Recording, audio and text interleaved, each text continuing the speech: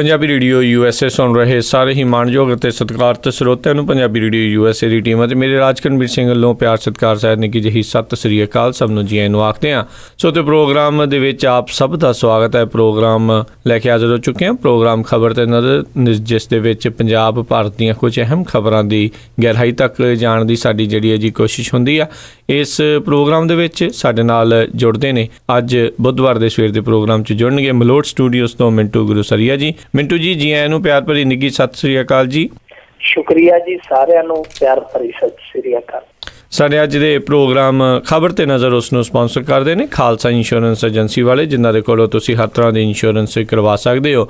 Insurance ਦੇ ਬਾਰੇ ਪਤਾ ਕਰਨ ਲਈ ਤੁਸੀਂ ਇਹਨਾਂ ਨੂੰ ਕਾਲ ਕਰ ਸਕਦੇ ਹੋ। ਨੰਬਰ 408 272 2500 4082722500। ਇਸ ਦੇ ਨਾਲ ਸੂਬੇਦਾਰ ਸੁਰਜੀਤ ਸਿੰਘ ਖੰਗੂੜਾ ਤੇ ਪਰਿਵਾਰ ਸੈਨ ਹੋਜ਼ੇ ਤੋਂ ਗੁਰਦੀਪ ਸਿੰਘ ਵਿਰਦੀ, ਕਲੋਵਿਸ ਤੋਂ ਨਵਜੋਤ ਕੌਰ ਕਲੋਟੀ, ਯੂਬਾ ਸਿਟੀ ਤੋਂ ਸਤਨਾਮ ਸਿੰਘ ਸ਼ੇਰਗਿੱਲ, ਸੈਲਮਾ ਤੋਂ ਸੁਰਿੰਦਰ ਕੌਰ ਧਾਮੀ, ਸੀਰੀਜ਼ ਤੋਂ ਬਲਦੇਵ ਸਿੰਘ ਧਾਲੀਵਾਲ, ਰੀਨੋ ਤੋਂ ਸੁਰਿੰਦਰ ਸਿੰਘ ਕਾਲੋ, ਰੈਂਚੋ ਕਡੋਵਾ ਤੋਂ ਕਾਬਲ ਸਿੰਘ ਬੈਂਸ, ਮੋਡੈਸਟੋ ਤੋਂ ਦਲਬੀਰ ਸਿੰਘ ਗਿੱਲ, ਲਾਈਵ ਓਕ ਤੋਂ। ਇਹਨਾਂ ਸਾਰਿਆਂ ਦਾ ਬਹੁਤ ਧੰਨਵਾਦ। ਜੇਕਰ ਤੁਸੀਂ ਜਾਂ ਕੋਈ ਹੋਰ ਕਾਰੋਬਾਰ ਇਸ ਪ੍ਰੋਗਰਾਮ ਨੂੰ ਸਪਾਂਸਰ ਕਰਨਾ ਚਾਹੁੰਦੇ ਹੋ ਤਾਂ ਕਾਲ ਕਰ ਸਕਦੇ ਹੋ। ਨੰਬਰ 408 722 7698 408 722 7698 ਦੇ ਉੱਤੇ। ਤੇ ਮਿੰਟੂ ਜੀ, ਗੱਲਬਾਤ ਦਾ ਸਿਲਸਿਲਾ ਸ਼ੁਰੂ ਕਰਦੇ ਹਾਂ ਜੀ। ਮੰਤਰੀ ਜਰਮੇਜਾ ਸਿੰਘ ਸੇਖੋਂ ਦੇ ਕਾਫਲੇ ਤੇ ਹਮਲਾ ਹੋਇਆ ਜੀ। ਅੱਜ ਘਟਨਾ ਵਾਪਰੀ ਹੈ ਮਾਨਸਾ ਜ਼ਿਲ੍ਹੇ ਦੇ ਵਿੱਚ, ਜਿਹੜਾ ਪਿੰਡ ਆ ਮੌੜ ਹਲਕਾ, ਜਿਹੜਾ ਪਿੰਡ ਕੁੱਤੀਵਾਲ, ਉੱਥੇ ਇਹ ਸਭ ਕੁਛ ਵਾਪਰਿਆ ਜੀ। ਤੇ ਜਿਹੜਾ ਹਮਲਾ ਹੋਇਆ ਉਹ ਉਸ ਸਮੇਂ ਹੋਇਆ ਜਦੋਂ ਇਹ ਕਿਸੇ ਵਿਕਾਸ ਕਾਰਜ ਲਈ ਉੱਥੇ ਗਏ ਸੀਗੇ, ਵਿਕਾਸ ਕਾਰਜ ਦੀ ਨਿਗਰਾਨੀ ਲਈ, ਕਿਉਂਕਿ ਉੱਥੋਂ ਦੇ ਇਹ ਵਿਧਾਇਕ ਵੀ ਨੇ, ਵੈਸੇ PWD ਮੰਤਰੀ ਨੇ ਇਸ ਸਮੇਂ ਪੰਜਾਬ ਦੇ। ਉੱਥੇ ਜੋ ਕੁਝ ਵਾਪਰਿਆ ਉਹ ਇਹ ਵਾਪਰਿਆ ਕਿ ਇਹ ਜਦੋਂ ਉੱਥੇ ਦੇਖ ਰੇਖ ਕਰਦੇ ਪਏ ਸੀਗੇ ਤਾਂ ਜਿਹੜਾ ਉੱਥੇ ਇੱਕ ਗਲੀ ਦੇ ਵਿੱਚ ਜਿਹੜਾ ਕਿਹਾ ਜਾਂਦਾ ਕਿ ਸਰਪੰਚ ਨਾਲੀ ਨਹੀਂ ਸੀ ਪੈਣ ਦਿੰਦਾ, ਉੱਥੇ ਛੱਪੜ ਦਾ ਰੂਪ ਧਾਰਨ ਕੀਤਾ ਉਸ ਗਲੀ ਦੇ ਵਿੱਚ। ਉਹ ਗਲੀ ਦੇ ਵਸਿੰਦਿਆਂ ਨੇ ਆ ਕੇ ਬੇਨਤੀ ਕੀਤੀ, ਚਾਰਾਜੋਈ ਕੀਤੀ ਕਿ ਸਾਡਾ ਜਿਹੜਾ ਮੌਕਾ ਵੇਖੋ। ਮੰਤਰੀ ਨੇ ਇਨਕਾਰ ਕਰ ਦਿੱਤਾ। ਤਲਖ ਕਲਾਮੀ ਹੋਈ। ਉਸ ਤੋਂ ਬਾਅਦ ਫਿਰ ਇੱਕ ਨੌਜਵਾਨ ਨੇ ਜ਼ਿਆਦਾ ਵਿਰੋਧ ਕੀਤਾ। ਜਦੋਂ ਉਹਨੂੰ ਫੜਿਆ ਗਿਆ, ਪੁਲਿਸ ਵੱਲੋਂ ਗ੍ਰਿਫਤਾਰ ਕੀਤਾ ਗਿਆ, ਹਿਰਾਸਤ 'ਚ ਲੈ ਲਿਆ ਗਿਆ। ਉਸ ਤੋਂ ਬਾਅਦ ਲੋਕ ਹੈ ਜਿਹੜੇ ਭੜਕਦੇ, ਫਿਰ ਉਹਨਾਂ ਨੇ ਇੱਟੇ ਰੋੜੇ ਵਰਸਾ ਦਿੱਤੇ। ਹਾਲਾਂਕਿ ਮੰਤਰੀ ਸਾਹਿਬ ਉਥੋਂ ਨਿਕਲ ਗਏ ਸੀਗੇ, ਪਰ ਉਹਨਾਂ ਦੇ ਕਾਫਲੇ ਦੇ ਨਾਲ ਚੱਲਦੀ ਇੱਕ ਸਕਾਟ ਗੱਡੀ, ਜਿਹਦੇ ਵਿੱਚ ਉਸ ਨੌਜਵਾਨ ਨੂੰ ਫੜ ਕੇ ਸੁੱਟਿਆ ਗਿਆ ਸੀਗਾ, ਉਹਨੂੰ ਲਿਜਾਇਆ ਜਾ ਰਿਹਾ ਸੀ, ਉਸ ਗੱਡੀ ਦੇ ਸ਼ੀਸ਼ੇ ਟੁੱਟ ਗਏ। ਹੁਣ ਸਵਾਲ ਇਹ ਉੱਠਦਾ ਹੈ ਜੀ ਕਿ ਅਰਵਿੰਦ ਕੇਜਰੀਵਾਲ ਤੇ ਹਮਲਾ ਹੋਇਆ, ਇਹਨਾਂ ਤੇ ਵੀ ਹਮਲਾ ਹੋਇਆ। ਇੱਕ ਹਮਲਾ ਵਿਰੋਧ ਚੋਂ ਨਿਕਲਿਆ, ਜਿਹੜਾ ਸਿਆਸੀ ਹੱਥਕੰਡਿਆਂ ਤੋਂ ਪ੍ਰੇਰਿਤ ਸੀ, ਦੂਸਰਾ ਆਮ ਲੋਕਾਂ ਦੇ ਰੌਹ ਚੋਂ ਨਿਕਲਿਆ। ਸੋ ਦੋਵੇਂ ਹਮਲੇ ਅਸੀਂ ਚੰਗੇ ਨਹੀਂ ਕਹਿ ਸਕਦੇ, ਦੋਨਾਂ ਦੀ ਹੀ ਜਿਹੜੀ ਹੈ ਅਸੀਂ ਇਸ ਨਿਖੇਧੀ ਕਰਦੇ ਹਾਂ ਕਿ ਇਹ ਹਮਲੇ ਨਹੀਂ ਹੋਣੇ ਚਾਹੀਦੇ। ਪਰ ਸਵਾਲ ਇਹ ਉੱਠਦਾ ਹੈ ਕਿ ਪਹਿਲਾਂ ਇਹ ਜਵਾਬ ਜਿਹੜਾ ਇਹਨਾਂ ਨੂੰ ਦੇਣਾ ਬਣਦਾ ਹੈ ਕਿ ਮੁੱਦਿਆਂ ਦੀ ਥਾਂ ਤੇ ਜਿਹੜੀ ਮੁੱਦਿਆਂ ਦੀ ਪਿਰਤ ਪਾਈ ਹੈ ਸਿਆਸਤ ਦੇ ਵਿੱਚ, ਉਹ ਕਿਹਨੇ ਪਾਈ ਹੈ? ਤੇ ਦੂਜੀ ਗੱਲ, ਜੇ ਇਹ ਗਲਤ ਹੋਇਆ ਤਾਂ ਕੀ ਉਹ ਸਹੀ ਸੀ ਕਿ ਜਿਹੜਾ ਮੰਤਰੀ ਜਰਮੇਜਾ ਸਿੰਘ ਸੇਖੋਂ, ਜਿਹੜਾ ਮੌਕੇ ਦਾ ਮੰਤਰੀ ਹੈ, ਉਹ ਲੋਕਾਂ ਨੂੰ ਇਹ ਕਹਿ ਰਿਹਾ ਕਿ ਮੈਂ ਨਹੀਂ ਜਾਣਾ, ਜਾਂ DSP ਨੂੰ ਲੈ ਜਾਓ, ਮੇਰੇ ਕੋਲ ਸਮਾਂ ਨਹੀਂ, ਇਹ ਜਾ ਕੇ ਤੁਹਾਡਾ ਮੌਕਾ ਵੇਖ ਆਊਗਾ। ਮੰਤਰੀ ਤੂੰ ਹੈ ਕਿ DSP ਹੈ? ਜਾਂ ਤੇ ਇੰਜ ਕਰ, DSP ਨੂੰ ਆਪਣਾ ਜਿਹੜਾ ਕਾਰਜ ਭਾਗ ਤੇ ਤੂੰ ਜਾ ਕੇ DSP ਦੀ ਥਾਂ ਤੇ ਬਹਿ ਜਾ। ਜਦੋਂ ਮੰਤਰੀ ਤੂੰ ਤੈਨੂੰ ਕਹਿ ਰਿਹਾ ਕਿ ਤੂੰ ਆ ਕੇ ਮੌਕੇ ਤੇ ਮੌਕਾ ਵੇਖ, ਸਾਡੇ ਨਾਲ ਹੋ ਕੀ ਰਿਹਾ, ਤੇ ਤੂੰ ਅੱਗੋਂ ਇਹ ਕਹਿ ਰਿਹਾ ਨਾ ਕਿ DSP ਨੂੰ ਲੈ ਜਾਓ। ਸੋ ਗਲਤ ਤੇ ਇਹ ਵੀ ਹੈ ਨਾ, ਇਹ ਕਿਹੜਾ ਸਹੀ ਕੀਤਾ ਇਹਨਾਂ ਨੇ? ਔਰ ਦੂਸਰਾ, ਜਿਸਨੇ ਸਵਾਲ ਕੀਤੇ ਉਹਨੂੰ ਚੁੱਕ ਕੇ ਗੱਡੀ 'ਚ ਸੁੱਟ ਲੈਣਾ, ਇਹ ਵੀ ਕਿਹੜਾ ਜਾਇਜ਼ ਆ? ਸੋ ਇਹ ਜਿਹੜੀ ਸਰਕਾਰ ਹੈ ਅਕਾਲੀ ਭਾਜਪਾ ਦੀ, ਉਹਨਾਂ ਨੂੰ ਸੋਚਣਾ ਚਾਹੀਦਾ ਕਿ ਉਹ ਜ਼ਮਾਨੇ ਲੱਦ ਗਏ ਜਦੋਂ ਲੱਤ ਤੇ ਲੱਤ ਰੱਖ ਕੇ ਬਹਿ ਜਾਂਦੇ ਸੀ ਤੇ ਸਾਰੇ ਹੱਥ ਜੋੜ ਕੇ ਖੜ ਜਾਂਦੇ ਸੀ। ਹੁਣ ਤੇ ਵੇਲਾ ਸਵਾਲ ਪੁੱਛਣ ਤੇ ਜਵਾਬ ਲੈਣ ਦਾ ਆ। ਜੇ ਤੁਹਾਡੇ ਕੋਲ ਜਵਾਬ ਹੈ, ਜੇ ਤੁਸੀਂ ਕੀਤਾ ਤੇ ਲੋਕਾਂ ਨੂੰ ਦਿਓ। ਸਵਾਲ ਉਹਨਾਂ ਨੇ ਪੁੱਛਣੇ, ਜੇ ਗੱਡੀਆਂ 'ਚ ਸੁੱਟੋਗੇ ਤੇ ਫਿਰ ਗੱਡੀਆਂ ਦੇ ਸ਼ੀਸ਼ੇ ਟੁੱਟਣੇ ਉਹ ਸੁਭਾਵਿਕ ਹੈ, ਪਰ ਹੋਇਆ ਮਾੜਾ। ਜੀ ਤੇ ਮਿੰਟੂ ਜੀ, ਜੇ ਹੁਣ ਆਪਾਂ ਇਸ ਤੋਂ ਅਗਲੀ ਗੱਲ ਕਰੀਏ ਵੀ JNU ਦੇ ਮਾਮਲੇ ਦੇ ਵਿੱਚ ਕਨ੍ਹਈਆ ਨੂੰ ਜਿਹੜੇ ਜੀ ਜ਼ਮਾਨਤ ਮਿਲੀ। ਬਿਲਕੁਲ ਜੀ, ਅਪਹਾਜ਼ ਪਿਓ ਦੇ ਮੁੰਡੇ, ਇੱਕ ਚੌਂਕੀਦਾਰਨੀ ਜਿਹੜੀ ਹੈ ਉਹਦੇ ਮੁੰਡੇ, ਉਹਦੀ ਮਾਂ ਜਿਹੜੀ ਚੌਂਕੀਦਾਰਨੀ ਹੈ, ਪਿਤਾ ਦਾ ਅਪਾਹਜ ਆ, ਜਿਹੜਾ ਮਨੋਵਾਦੀ ਜਾਂ ਫਿਰਕਾਵਾਦ, ਜਾਤਵਾਦ ਦੇ ਖਿਲਾਫ ਉੱਠਿਆ, ਇਹ ਦੇਸ਼ ਧਰੋਹੀ ਅੱਜ ਜ਼ਮਾਨਤ ਹਾਸਲ ਕਰ ਗਿਆ, ਜਿਹਦੀ ਘਰ ਦੀ ਹਾਲਤ ਦੇਖ ਕੇ ਬੜਾ ਤਰਸ ਜਿਹਾ ਆਉਂਦਾ ਕਿ ਪਰ ਇਹ ਬੰਦਾ ਜਿਹੜਾ ਆ ਉਹ ਕਿੱਥੇ ਖੜਾ ਆਪਣੇ ਵਿਚਾਰਾਂ ਲਈ, ਔਰ ਇਹਦੀ ਘਰ ਦੀ ਜਿਹੜੀ ਸਥਿਤੀ ਉਹ ਕਿੱਥੇ ਖੜੀ। ਪਰ ਇਹ ਦੇਸ਼ ਧਰੋਹੀ ਸੀਗਾ, ਇਹਨੇ ਆਵਾਜ਼ ਉਠਾਈ ਮਨੋਵਾਦ ਦੇ ਖਿਲਾਫ, ਜਾਤਵਾਦ ਦੇ ਖਿਲਾਫ, ਫਿਰਕਾਵਾਦ ਦੇ ਖਿਲਾਫ। ਪਰ ਇਹ ਜੋ ਦੇਸ਼ ਧਰੋਹੀ ਦਾ ਟੈਗ ਮਿਲਿਆ, ਇਹ ਚੰਗੀ ਰਾਹਤ ਇਸ ਮਾਮਲੇ 'ਚ ਇਹ ਰਹੀ ਕਿ ਸੁਪਰੀਮ ਕੋਰਟ ਨੇ ਘੱਟੋ ਘੱਟ ਰਾਹਤ ਦਿੱਤੀ। ਹਾਲਾਂਕਿ ਦੂਸਰੇ ਜਿਹੜੇ ਸਾਰੇ ਦਰਵਾਜ਼ੇ ਬੰਦ ਸਨ, ਪਰ ਫਿਰ ਵੀ ਅਦਾਲਤ ਨੇ ਇਹਨੂੰ ਜ਼ਮਾਨਤ ਦੇ ਕੇ ਇਸ ਬਿਲਕੁਲ ਤੈਅ ਕਰ ਦਿੱਤਾ ਕਿ ਕੱਲ ਨੂੰ ਇਹ ਕਨ੍ਹਈਆ ਜਿਹੜਾ ਉਹ ਆਪਣੀ ਮਾਂ ਦੇ ਆਂਗਣ 'ਚ ਵਾਪਸ ਚਲਾ ਜਾਵੇਗਾ। ਪਰ ਸਵਾਲ ਇਹ ਹੈ ਜੀ ਕਿ ਇਹ ਰਿਹਾਈ ਜਿਹੜੀ ਹੈ ਇਹ ਤੇ ਹੋ ਗਈ, ਅੱਗੇ ਇਹਦਾ ਕੇਸ ਵੀ ਚੱਲਣਾ ਹੈ, ਹੋ ਸਕਦਾ ਅੱਗੇ ਇਹਦੇ ਨਾਲ ਕੁਝ ਹੋਰ ਵੀ ਹੋ ਜਾਏ। ਪਰ ਜਿਨ੍ਹਾਂ ਲੋਕਾਂ ਨੇ ਅਦਾਲਤ ਦੇ ਵਿੱਚ ਇਹਦੇ ਨਾਲ ਕੁੱਟਮਾਰ ਕੀਤੀ, ਇਹਨੂੰ ਬੁਰੀ ਤਰ੍ਹਾਂ ਜ਼ਲੀਲ ਕੀਤਾ, ਕੁੱਟਿਆ, ਮਾਰਿਆ, ਉਹ ਵੀ ਕਾਲੇ ਕੋਟ ਪਹਿਨ ਕੇ ਕਾਨੂੰਨ ਦੇ ਰਖਵਾਲਿਆਂ ਦਾ ਭੇਖ ਧਰ ਕੇ, ਵਿੱਚ ਕਾਨੂੰਨ ਦੇ ਰਖਵਾਲੇ ਵੀ ਸਨ ਜਿਹੜੇ ਜਿਨ੍ਹਾਂ ਨੂੰ ਆਪਾਂ ਵਕੀਲ ਕਹਿ ਦਿੰਦੇ ਹਾਂ। ਸੋ ਜਿਹੜਾ ਕੁਝ ਉਹਨਾਂ ਨੇ ਕੀਤਾ ਉਹਨਾਂ ਨੂੰ ਸਜ਼ਾ ਕੌਣ ਦੇਵੇਗਾ? ਔਰ ਦੂਜੀ ਗੱਲ, ਜਿਹੜਾ ਭਾਰਤੀ ਮੀਡੀਆ ਹੁੱਬ ਕੇ ਇਹਨੂੰ ਦੇਸ਼ ਧਰੋਹੀ, ਦੇਸ਼ ਵਿਰੋਧੀ, ਪਤਾ ਨਹੀਂ ਕਿੱਦਾਂ ਇਹਨਾਂ ਨੇ ਮਿੱਥਿਆ ਸੀ, ਏਡਾ ਵੱਡਾ ਮੀਡੀਆ ਟ੍ਰਾਇਲ ਕਰਨਾ, ਇਸ ਬੰਦੇ ਦਾ ਮੀਡੀਆ ਟ੍ਰਾਇਲ ਕੀਤਾ ਗਿਆ, ਇਹਦੇ ਘਰ ਦੀਆਂ ਗੱਲਾਂ ਬਾਰੇ, ਇਹਦੇ ਬਾਰੇ, ਇਹਦੀ ਵਿਚਾਰਧਾਰਾ ਬਾਰੇ ਬਹੁਤ ਕੁਝ ਬੋਲਿਆ ਗਿਆ ਭਾਰਤੀ ਮੀਡੀਆ ਵੱਲੋਂ। ਪਰ ਉਹ ਵੀ ਜਾ ਕੇ ਕੱਚਾ ਚਿੱਟਾ ਖੁੱਲ ਗਿਆ। ਜਿਹੜੀਆਂ ਟੇਪਾਂ ਪੇਸ਼ ਕੀਤੀਆਂ ਗਈਆਂ, ਚਲਾਈਆਂ ਗਈਆਂ, ਉਹ ਜਾ ਕੇ ਫੋਰੈਂਸਿਕ ਜਾਂਚ ਦੇ ਵਿੱਚ ਹੈਦਰਾਬਾਦ ਉਹ ਸਾਬਤ ਹੋ ਗਿਆ ਕਿ ਉਹਨਾਂ ਟੇਪਾਂ ਦੇ ਨਾਲ ਛੇੜਛਾੜ ਹੋਈ ਹੈ, ਕਿ ਉਹਨਾਂ ਚੈਨਲਾਂ ਤੇ ਕਾਰਵਾਈ ਹੋਏਗੀ ਜਿਨ੍ਹਾਂ ਨੇ ਹੁੱਬ ਕੇ ਉਹਨਾਂ ਟੇਪਾਂ ਨੂੰ ਸਹੀ ਦੱਸਿਆ, ਉਹਨਾਂ ਟੇਪਾਂ ਨੂੰ ਚਲਾ ਕੇ ਇੱਕ ਨਵਾਂ ਹੀ ਮਾਹੌਲ ਸਿਰਜ ਦਿੱਤਾ ਕਿ ਉਹਨਾਂ ਨੂੰ ਪੁੱਛਿਆ ਜਾਵੇਗਾ ਕਿ ਭਾਈ ਤੁਸੀਂ ਅਪੁਸ਼ਟ ਟੇਪਾਂ ਜਿਹੜੀਆਂ ਉਹ ਕਿਵੇਂ ਦੇਸ਼ ਧਰੋਹ ਦਾ ਮੋਹਰ ਲਾ ਕੇ ਤੁਸੀਂ ਲੋਕਾਂ 'ਚ ਪੇਸ਼ ਕੀਤੀਆਂ। ਸੋ ਇਹ ਸਵਾਲ ਜਿਹੜੇ ਆ ਕਨ੍ਹਈਆ ਦੀ ਰਿਹਾਈ ਤੋਂ ਬਾਅਦ ਵੀ ਖੜੇ ਰਹਿਣਗੇ ਕਿ ਇਹ ਜੇਕਰ ਦੇਸ਼ ਧਰੋਹੀ ਸਿਰਫ ਇਸ ਕਰਕੇ ਹੋ ਸਕਦਾ ਕਿ ਇਹ ਜਿਹੜੀ ਜਾਤੀ ਵਿਵਸਥਾ ਹੈ, ਮਨੋਵਾਦੀ ਵਿਵਸਥਾ ਹੈ, ਉਹਦੇ ਖਿਲਾਫ ਇਹ ਜੇ ਬੋਲਦਾ ਤੇ ਦੇਸ਼ ਧਰੋਹੀ ਹੈ। ਤੇ ਜਿਹੜੇ ਲੋਕ ਦੇਸ਼ ਭਗਤੀ ਦੀ ਆੜ 'ਚ ਕੁਕਰਮ ਕਰਦੇ ਆ, ਗੁਨਾਹ ਕਰਦੇ ਆ, ਕਿ ਉਹ ਦੇਸ਼ ਭਗਤ ਨੇ। ਜੀ ਜੀ ਬਿਲਕੁਲ ਜੀ, ਬਹੁਤ ਵੱਡੇ ਵੱਡੇ ਸਵਾਲ ਨੇ ਜਿਨ੍ਹਾਂ ਦੇ ਜਵਾਬ ਸ਼ਾਇਦ ਲੋਕਾਂ ਨੂੰ ਮਨ ਹੀ ਮਨ ਪਤਾ ਵੀ ਆ ਵੀ ਹੋਣਾ ਕੀ ਆ। ਇਹਦੇ ਵਿੱਚ ਇੱਕ ਹੋਰ ਵੀ ਬੜੀ ਦਿਲਚਸਪ ਕਹਿੰਦੇ ਜੀ ਗੱਲ ਰਹੀ, ਇਹਨਾਂ ਨੇ ਇੱਕ ਮੂਵੀ ਦੇ ਗਾਣੇ ਦਾ ਵਿੱਚ ਜਿਹੜਾ ਜ਼ਿਕਰ ਕੀਤਾ ਜਦੋਂ ਇਹ ਗੱਲ ਸੁਣਾ ਰਹੇ ਸੀ ਵੀ ਦੇਸ਼ ਕੀ ਧਰਤੀ ਸੋਨਾ ਉਗਲੇ, ਇਹ ਗਾਣੇ ਦਾ ਇਹਦੇ ਵਿੱਚ ਜ਼ਿਕਰ ਕੀਤਾ। ਕੀ ਅਦਾਲਤ ਇਹਨਾਂ ਚੀਜ਼ਾਂ ਤੋਂ ਪ੍ਰਭਾਵਿਤ ਹੁੰਦੀ ਆ, ਹੋਣੀ ਚਾਹੀਦੀ ਆ, ਜਾਂ ਇਹਨਾਂ ਤੋਂ ਬਿਲਕੁਲ ਅਲੱਗ ਤਰ੍ਹਾਂ ਆ ਜੋ ਸਾਹਮਣੇ ਪਿਆ ਹੈ ਉਹਦੇ ਉੱਤੇ ਹੀ ਆਧਾਰਿਤ ਹੋਣਾ ਚਾਹੀਦਾ? ਨਹੀਂ, ਇਸ ਮਾਮਲੇ 'ਚ ਅਦਾਲਤ ਨੇ ਕਾਫੀ ਫੂਕ ਕੇ ਬਿਲਕੁਲ ਵੇਖ ਕੇ ਕਦਮ ਚੁੱਕਿਆ। ਪਹਿਲੀ ਨਜ਼ਰੇ 'ਚ ਉਹਨਾਂ ਨੇ ਇਹਦੇ ਨਾਲ ਡਾਇਰੈਕਟਲੀ ਸੰਵਾਦ ਰਚਾਇਆ ਸੀ ਜੱਜਾਂ ਨੇ, ਇਹਨੇ ਵੀ ਜਾ ਕੇ ਆਪਣਾ ਪੱਖ ਰੱਖਿਆ ਸੀ। ਔਰ ਇਹਦੀ ਵੀਡੀਓ ਜਿਹੜਾ ਇਹਦਾ ਭਾਸ਼ਣ ਹੈ ਜਿਹੜਾ ਇਹਨਾਂ ਦੇ ਸਮਰਥਕਾਂ ਨੇ ਉਹ ਰਿਲੀਜ਼ ਕੀਤਾ ਸੀ, ਜਨਤਕ ਕੀਤਾ ਸੀ, ਉਹ ਭਾਸ਼ਣ 20-22 ਮਿੰਟ ਦਾ, ਜੇ ਸੁਣੋਗੇ ਤੁਸੀਂ ਕਿਤੇ ਵੀ ਨਹੀਂ। ਇਹ ਕਹਿੰਦਾ ਕਿ ਸਾਡਾ ਸੰਵਿਧਾਨ ਪ੍ਰਤੀ ਬਿਲਕੁਲ ਸਾਡਾ ਜਿਹੜਾ ਭਰੋਸਾ, ਅਸੀਂ ਇਸ ਦੇਸ਼ ਪ੍ਰਤੀ ਵਫਾਦਾਰ ਹਾਂ, ਪਰ ਜੋ ਇਸ ਮੁਲਕ ਦੇ ਵਿੱਚ ਜੋ ਵਧੀਕੀਆਂ ਹੋ ਰਹੀਆਂ ਦਲਿਤਾਂ ਦੇ ਨਾਲ, ਦਬੇ ਕੁਚਲੇ ਲੋਕਾਂ ਦੇ ਨਾਲ, ਅਸੀਂ ਉਹਨਾਂ ਦੇ ਵਿਰੋਧ ਹਾਂ, ਅਸੀਂ ਉਹਨਾਂ ਦੇ ਹੱਕ 'ਚ ਖੜੇ ਹਾਂ ਜਿਨ੍ਹਾਂ ਦੇ ਨਾਲ ਇਹ ਧੱਕੇਸ਼ਾਹੀਆਂ ਹੋ ਰਹੀਆਂ। ਸੋ ਇਹ ਚੀਜ਼ ਤੇ ਬਹੁਤ ਪਹਿਲਾਂ ਹੀ ਜਿਹੜੀ ਜਨਤਕ ਹੋ ਗਈ ਸੀ ਕਿ ਕਨ੍ਹਈਆ ਦਾ ਕੋਈ ਵੀ ਇਸ ਤਰ੍ਹਾਂ ਦਾ ਭਾਸ਼ਣ ਹੈ ਜਿਹੜਾ ਉਹ ਸਿੱਧੇ ਰੂਪ 'ਚ ਨਹੀਂ ਦੇਖਿਆ ਗਿਆ, ਜਿਹਨੂੰ ਆਪਣਾ ਇਹ ਕਹਿ ਲਈਏ ਕਿ ਇਹ ਦੇਸ਼ ਵਿਰੋਧੀ ਗਤੀਵਿਧੀ ਹੈ। ਸੋ ਉਹ ਜਿਹੜੇ ਇਹਨਾਂ ਨੇ ਚਲਾਏ, ਜਿਹੜੀਆਂ ਟੇਪਾਂ ਚਲਾਈਆਂ, ਜਿਹੜੇ ਨਾਅਰੇ ਵਿਖਾਏ ਗਏ, ਉਹ ਆਪ ਹੀ ਫੋਰੈਂਸਿਕ ਜਾਂਚ ਦੇ ਵਿੱਚ ਆਪ ਹੀ ਜਾ ਕੇ ਉਹ ਝੂਠੇ ਪੈ ਗਏ। ਜੀ ਬਿਲਕੁਲ। ਤੇ ਆਪਾਂ ਅਗਲੀ ਗੱਲ ਕਰੀਏ ਵੀ ਕਾਂਗਰਸ ਨੇ ਝੂਠ ਬੋਲ ਕੇ ਭੀੜ ਇਕੱਠੀ ਕੀਤੀ, ਫਿਰ ਲੋਕਾਂ ਨੇ ਨਾਰਾਜ਼ਗੀ ਵੀ ਜ਼ਾਹਰ ਕੀਤੀ। ਇਹ ਕੰਮ ਚੱਲ ਪਿਆ ਜੀ ਹੁਣ ਪੰਜਾਬ ਦੇ ਵਿੱਚ, ਭੀੜਾਂ ਇਕੱਠੀਆਂ ਕਰਨ ਲਈ ਬਹੁਤ ਕੁਝ ਕੀਤਾ ਜਾਏਗਾ, ਕਿਤੇ ਰੰਗ ਤਮਾਸ਼ੇ ਦਿਖਾਏ ਜਾਣਗੇ, ਕਿਤੇ ਖਾੜੇ ਲਵਾਏ ਜਾਣਗੇ, ਪਰ ਇਹ ਪਹਿਲਾਂ ਹੀ ਸਿਲਸਿਲਾ ਚੱਲ ਪਿਆ। ਇਸ ਗੱਲੋਂ ਬੜੀ ਹੈਰਾਨੀ ਹੁੰਦੀ ਹੈ ਕਿ ਹਾਲੇ 2017 ਬੜੀ ਦੂਰ ਆ, ਪਰ ਭੀੜਾਂ ਨੂੰ ਗੁੰਮਰਾਹ ਕਰਕੇ ਇਕੱਤਰ ਕਰਨਾ ਇਹ ਪਹਿਲਾਂ ਹੀ ਸ਼ੁਰੂ ਹੋ ਗਿਆ।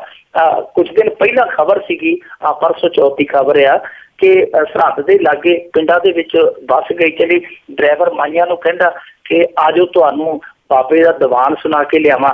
ਸਰਹੱਦ ਦਾ ਕਹਿ ਕੇ ਚੱਲਿਆ ਸੀ। ਜਦੋਂ ਫਤਿਹਗੜ੍ਹ ਨੂੰ ਉਹਨੇ ਲਾਰੀ ਮੋੜੀ ਤਾਂ ਬੀਬੀਆਂ ਜਿਹੜੀਆਂ ਉਹ ਪੁੱਛਣ ਲੱਗ ਪਈਆਂ ਵੀ ਭਾਈ ਤੂੰ ਤੇ ਸਰਹੱਦ ਦਾ ਕਹਿੰਦਾ ਸੀ, ਬਸ ਇੱਧਰ ਨੂੰ ਮੋੜ ਖਲੋਤਾ। ਤੇ ਉਹਨੇ ਕਿਹਾ ਕਿ ਜੀ ਬਾਬੇ ਦਾ ਦੀਵਾਨ ਨਹੀਂ, ਇਹ ਬਾਬੇ ਬਾਦਲ ਦੀ ਇੱਥੇ ਰਹੀ ਹੈ, ਤੁਹਾਨੂੰ ਆਓ ਬਾਬੇ ਦੇ ਭਾਸ਼ਣ ਸੁਣਾ ਲਿਆਉਂਦੇ ਆ। ਤਾਂ ਉੱਥੇ ਉਹਨਾਂ ਨੇ ਜਦੋਂ ਜੁੱਤੀਆਂ ਲਾਈਆਂ, ਉਹਨੇ ਲਾਰੀ ਦਾ ਗੇਅਰ ਪਾਇਆ ਤੇ ਮੁੜ ਕੇ ਬੈਕ ਮੋੜਿਆ, ਫਿਰ ਉੱਥੇ ਤਾਰ ਕੇ ਆਇਆ।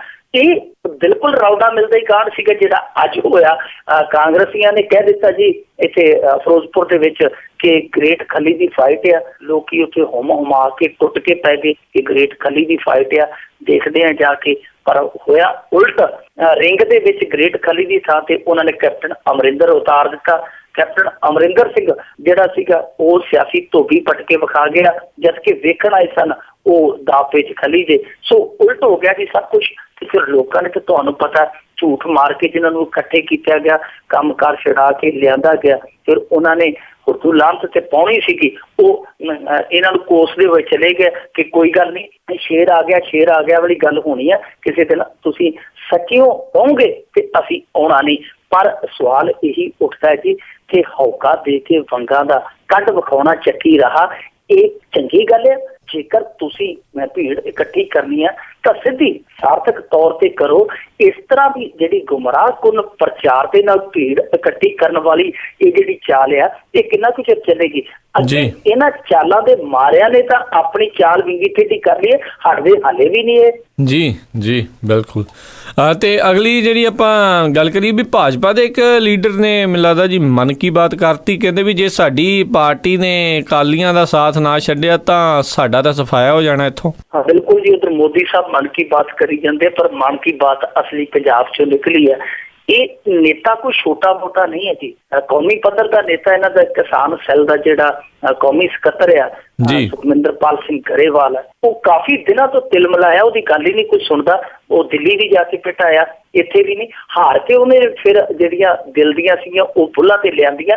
ਉਹ ਕਹਿੰਦਾ ਕਿ ਜੇਕਰ ਅਕਾਲੀਆਂ ਦੇ ਨਾਲ ਅਸੀਂ ਚੱਲਦੇ ਰਹੇ ਤੇ ਸਾਡਾ ਹਾਲ ਇਹ ਹੋਣਾ ਕਿ ਸਾਡਾ ਪੂਰੀ ਤਰ੍ਹਾਂ ਸਫਾਇਆ ਹੋ ਜਾਏਗਾ। ਪਰ ਨਾਲ ਹੀ ਉਹ ਸਲਾਹ ਦਿੰਦਾ, ਉਹ ਕਹਿੰਦਾ ਕਿ ਜੇਕਰ ਸਮਾਂ ਰਹਿੰਦਿਆਂ ਨਵਜੋਤ ਸਿੰਘ ਸਿੱਧੂ ਨੂੰ ਪਾਰਟੀ ਪ੍ਰਧਾਨ ਬਣਾ ਦਿੰਦੀ ਹੈ ਪੰਜਾਬ ਦਾ, ਅਸੀਂ ਆਪਣੀ ਚੋਣ ਅਲੱਗ ਕੱਲਿਆਂ ਦੇ ਬਲਬੂਤੇ ਤੇ ਲੜਦੇ ਹਾਂ ਤਾਂ ਅਸੀਂ ਸਰਕਾਰ ਬਣਾਉਣ ਦੀ ਸਥਿਤੀ 'ਚ ਵੀ ਆ ਸਕਦੇ ਹਾਂ। ਪਰ ਜੇ ਅਕਾਲੀਆਂ ਦੇ ਨਾਲ ਗਏ ਅਸੀਂ ਤੇ ਰੁਲਣਾ ਹੀ ਰੁਲਣਾ। ਆਮ ਆਦਮੀ ਪਾਰਟੀ ਨੂੰ ਕਹਿੰਦੇ ਕਿ ਬਿਲਕੁਲ ਆਰਾਮ ਨਾਲ ਸਰਕਾਰ ਬਣਾ ਜਾਣੀ ਹੈ। ਹੁਣ ਤੁਸੀਂ ਆਪ ਵੇਖੋ ਕਿ ਸੁਖਮਿੰਦਰਪਾਲ ਸਿੰਘ ਗਰੇਵਾਲ ਕੌਮੀ ਸਕੱਤਰ ਹੈ ਜਿਹੜਾ ਕਿਸਾਨ ਸੈੱਲ ਦਾ ਭਾਜਪਾ ਦਾ, ਉਹੀ ਇਹ ਗੱਲ ਕਹਿ ਰਿਹਾ ਕਿ ਜਿਹੜੀ ਸਾਡੀ ਸਰਕਾਰ ਹੈ ਉਹਦਾ ਜਿਹੜਾ ਚੋਣਾਂ 'ਚ ਗੱਠਜੋੜ ਜਾਵੇਗਾ, ਉਹ ਬਿਲਕੁਲ ਉਹਦਾ ਸਫਾ ਚੱਟ ਹੋ ਜਾਏਗਾ ਕੰਮ। ਪਰ ਦੂਜੇ ਪਾਸੇ ਸੁਖਮਿੰਦਰਪਾਲ ਗਰੇਵਾਲ ਇੱਥੇ ਨਹੀਂ ਰੁਕਿਆ, ਉਹਨੇ ਇਹ ਵੀ ਕਹਿ ਦਿੱਤਾ ਕਿ ਜਿਹੜੀ ਸਾਡੀ ਸਰਕਾਰ ਹੈ, ਸੱਤਾ ਜਿਹੜੇ ਚਲਾ ਰਹੇ ਆ, ਇਹੀ ਲੋਕ ਪੰਜਾਬ ਦੀ ਤਬਾਹੀ ਦੀ ਵਜ੍ਹਾ ਹੈ। ਨਸ਼ਾ, ਭ੍ਰਿਸ਼ਟਾਚਾਰੀ, ਮਾਫੀਆ ਰਾਜ, ਇਹ ਸਭ ਕੁਛ ਇਹਨਾਂ ਦੀ ਦੇਣ ਆ। ਹੁਣ ਅੱਗੇ ਤੇ ਕੱਲੀ ਬੀਬੀ ਸਿੱਧੂ ਮਾਨ ਨਹੀਂ ਸੀ, ਹੁਣ ਲੁਧਿਆਣੇ ਤੋਂ ਇਹ ਗਰੇਵਾਲ ਸਾਹਿਬ ਉੱਠ ਪਏ ਆ, ਉਧਰੋਂ ਬਟਾਲੇ ਵਾਲੇ ਬੁੜਕੀ ਜਾਂਦੇ ਆ, ਉਧਰੋਂ ਤਰਨ ਵਾਲਿਆਂ ਦੇ ਆਪਸ ਦੇ ਵਿੱਚ ਛਿੱਤਰੋ ਛਿੱਤਰੀ ਕਹਿੰਦੇ ਆ, ਸਾਰੇ ਲੋਕਾਂ ਨੇ ਦੇਖਿਆ। ਅਬੋਹਰ ਦੇ ਵਿੱਚ ਵੀ ਨੇ, ਤਾਂ ਇਹ ਲੱਗਦਾ ਕਿ ਭਾਜਪਾ ਵਾਲੇ ਆ ਜਿਹੜੇ ਹੇਠਲੇ ਪੱਧਰ ਤੇ ਉਹ ਜਾਣ ਦਿੱਤਾ ਸੀਗਾ ਕਿ ਕੱਲਾ ਗੱਠ ਹੀ ਜਿਹੜਾ ਕੱਲਾ ਜੋੜ ਹੀ ਰਹਿ ਗਿਆ, ਗੱਠ ਤੇ ਜਿਹੜੀ ਸਾਡੀ ਟੁੱਟ ਗਈ। ਉਹ ਲੱਗਦਾ ਇਸੇ ਤਰ੍ਹਾਂ ਹੀ ਹੈ ਕਿ ਗੱਠ ਜਿਹੜੀ ਇਹਨਾਂ ਦੇ ਵਿੱਚੋਂ ਨਿਕਲ ਗਈ ਹੈ, ਜੋੜ ਹੈ, ਔਰ ਜੋੜ ਜਿਹੜਾ ਉਹ ਘਸੇ ਪੁਰਾਣੇ ਬੈਰਿੰਗਾਂ ਦੇ ਨਾਲ ਚੱਲੀ ਜਾਂਦਾ, ਪਰ ਕੋਈ ਪਤਾ ਨਹੀਂ ਕਦੋਂ ਗੋਲੀਆਂ ਨਿਕਲ ਜਾਣ, ਕਦੋਂ ਪਹੀਆ ਜਿਹੜਾ, ਕਦੋਂ ਟਹੀਆ ਜਿਹੜਾ ਰੁਕ ਜਾਵੇ। ਪਰ ਇਹ ਗੱਲ ਜ਼ਰੂਰ ਸਾਨੂੰ ਕਹਿਣੀ ਬਣਦੀ ਹੈ ਕਿ ਸੁਖਮਿੰਦਰਪਾਲ ਸਿੰਘ ਗਰੇਵਾਲ ਅੱਜ ਇਹ ਵੇਖ ਰਹੇ ਆ ਕਿ ਪੰਜਾਬ ਤਬਾਹ ਹੋ ਗਿਆ, ਕੀਤਾ ਵੀ ਸਾਡੀ ਸਰਕਾਰ ਨੇ ਆ, ਪੰਜਾਬ ਦੇ ਵਿੱਚ ਮਾਫੀਆ ਰਾਜ ਹੈ, ਲਿਆਂਦਾ ਵੀ ਬਾਦਲਾਂ ਨੇ। ਤਾਂ ਇਹ ਤੇ ਸਿਲਸਿਲਾ ਜਿਹੜਾ ਉਹ ਸਾਲਾਂ ਤੋਂ ਚੱਲਦਾ, ਲੋਕ ਤੇ ਕਈ ਚਿਰਾਂ ਤੋਂ ਪਿੱਟਦੇ ਪਏ, ਫਿਰ ਅੱਜ ਇਹਨਾਂ ਦੀ ਐਨਕ ਨੂੰ ਕਿਉਂ ਨਜ਼ਰ ਆਇਆ? ਜੇ ਨਜ਼ਰ ਆਇਆ, ਇਹਨਾਂ ਨੂੰ ਲੱਗਦਾ ਕਿ ਅਲਾਇੰਸ 'ਚ ਜਾਣਾ, ਗੱਠਜੋੜ 'ਚ ਜਾਣਾ ਸਾਡੇ ਲਈ ਚੰਗਾ ਨਹੀਂ, ਸਿਆਸਤ ਦੇ ਵਿੱਚ ਜਿਹੜਾ ਇਸ ਤਰ੍ਹਾਂ ਦੀ ਸਿਆਸਤ ਦੇ ਵਿੱਚ ਵਿਚਰਨਾ ਸਾਡੇ ਲਈ ਚੰਗਾ ਨਹੀਂ, ਪੰਜਾਬ ਦੀ ਤਬਾਹੀ ਲਈ ਅਸੀਂ ਲੋਕ ਜ਼ਿੰਮੇਵਾਰ ਆ। ਤੇ ਫਿਰ ਇਹ ਕਿੱਥੋਂ ਦੇ ਸਹੀ ਨੇ ਜਿਹੜੇ ਨਾਲ ਚੱਲੀ ਵੀ ਜਾਂਦੇ ਆ? ਸੋ ਇਹਨਾਂ ਨੂੰ ਹੈ ਕਿ ਜੇਕਰ ਮਾੜਾ ਹੈ ਸਭ ਕੁਝ ਤੇ ਤੁਸੀਂ ਜੇ ਸਹੀ ਹੋ ਤੇ ਤੁਸੀਂ ਛੱਡ ਕੇ ਪਾਸੇ ਆ ਜਾਓ। ਜੀ ਛੱਡ ਕੇ ਪਾਸੇ ਆ ਜਾਓ ਤਾਂ ਫਿਰ ਜਿਹੜੀਆਂ ਬੱਤੀਆਂ ਵਾਲੀਆਂ ਕਾਰਾਂ ਆ ਤੇ ਅੱਗੇ ਪਿੱਛੇ ਪੁਲਿਸ ਜਿਹੜੀ ਘੁੰਮਦੀ ਆ ਉਹ ਕਿੱਦਾਂ ਬਣੂਗੀ ਗੱਲ। ਅਗਲੀ ਗੱਲ ਕਰਦੇ ਵੀ ਭਾਜਪਾ ਦੇ ਮੈਂਬਰ ਪਾਰਲੀਮੈਂਟ ਨੇ ਮੁਸਲਮਾਨਾਂ ਤੇ ਜਿਹੜਾ ਸਾਧਿਆ ਨਫ਼ਰਤੀ ਨਿਸ਼ਾਨਾ। ਇਹ ਭਾਜਪਾ ਦੇ 4-5 ਜਿਹੜੇ ਆ ਉਹ ਬੁਲਾਰੇ ਨਹੀਂ ਗਏ, ਉਹ ਤੇ ਖਿਲਾਰੇ ਆ। ਜਦੋਂ ਵੀ ਇਹ ਆਪਣੇ ਮੂੰਹ ਦੇ ਵਿੱਚੋਂ ਖਿਲਾਰਦੇ ਆ ਜ਼ਹਿਰ ਹੀ ਖਿਲਾਰਦੇ ਆ। ਇੱਕ ਤੇ ਸਾਕਸ਼ੀ ਮਹਾਰਾਜ ਹੋਇਆ, ਯੋਗੀ ਆਦਿੱਤਿਆਨਾਥ ਹੋਇਆ, ਇੱਕ ਸਾਧਵੀ ਪ੍ਰਾਚੀ ਸਾਧਵੀ ਇਹਨੂੰ ਆਂਦੇ ਆ, ਇੱਕ ਉਹ ਹੋਈ ਤੇ ਹੁਣ ਚੌਥਾ ਇੱਕ ਆਹ ਰਲ ਗਿਆ ਇਹਨਾਂ ਦੇ ਨਾਲ ਸਾਂਸਦ ਅਨੰਤ ਹੇਗੜੇ ਜਿਹੜਾ ਕਰਨਾਟਕ ਦੇ ਉੱਤਰੀ ਕੰਨੜ ਹਲਕੇ ਚੋਂ ਆਉਂਦਾ, 5ਵੀਂ ਵਾਰ ਸਾਂਸਦ ਬਣਿਆ। ਪਰ ਇਸ ਨੇ ਅੱਜ ਜੋ ਜ਼ਹਿਰ ਉਗਲਿਆ ਉਹ ਬਿਲਕੁਲ ਜਿਵੇਂ ਕਹਿ ਲਈਏ ਕਿ ਅਤ ਨੀਚ ਦਰਜੇ ਦੀ ਹਰਕਤ ਆ।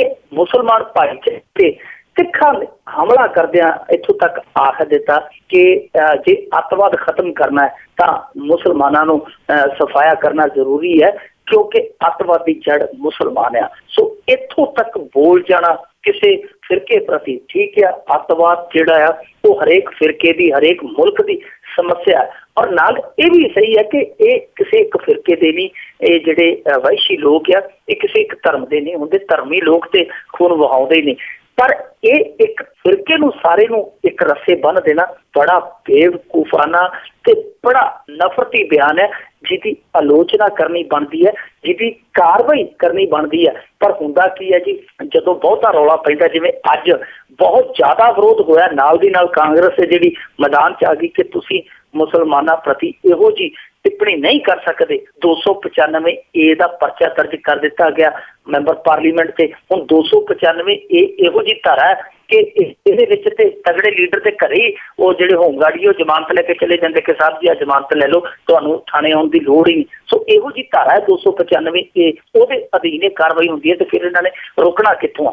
ਮੇਰੇ ਦੀ ਸਭ ਤੋਂ ਜਿਹੜੀ ਚੁੱਪੀ ਹੈ ਉਹ ਚੁੱਪੀ ਜਿਹੜੀ ਹੈਰਾਨੀਜਨਕ ਹੈ ਨਰਿੰਦਰ ਮੋਦੀ ਦੀ। ਨਰਿੰਦਰ ਮੋਦੀ ਨੂੰ ਕੋਈ ਜਾਵੇ, ਕੋਈ ਜਾ ਕੇ ਇਹਨੂੰ ਹੋਜ ਮਾਰ ਕੇ ਜਗਾਵੇ ਕਿ ਭਲਿਆ ਮਾਨਸਾ ਉੱਠ, ਉਹਨੂੰ ਝੰਜੋੜੇ ਕਿ ਭਾਈ ਸਾਹਿਬ ਤੂੰ ਮੁਲਕ ਦਾ ਪ੍ਰਧਾਨ ਮੰਤਰੀ ਬਣ ਚੁੱਕਾ ਹੈ, ਤੂੰ ਹਾਲੇ ਇਕੱਲੇ ਭਾਜਪਾ ਦਾ ਪ੍ਰਧਾਨ ਨਹੀਂ ਹੈ, ਤੂੰ ਉੱਠ ਕੇ ਦੇਖ ਤੇਰੇ ਲੋਕ ਤੇਰੇ ਮੁਲਕ 'ਚ ਕਰ ਕੀ ਰਹੇ ਆ, ਤੂੰ ਸਾਰੇ ਮੁਲਕ ਦਾ ਪ੍ਰਧਾਨ ਮੰਤਰੀ ਹੈ।